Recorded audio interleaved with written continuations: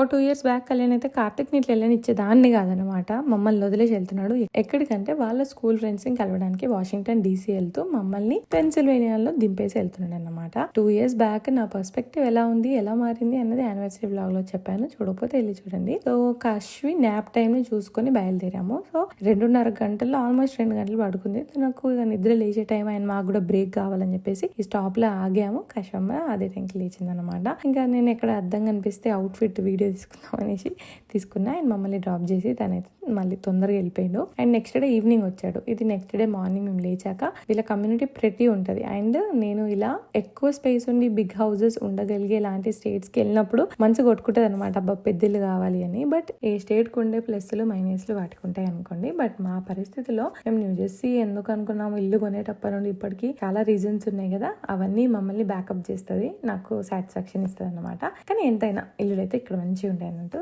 So అలా నేను కషి అయితే వాకింగ్కి వెళ్ళేసి వచ్చాం.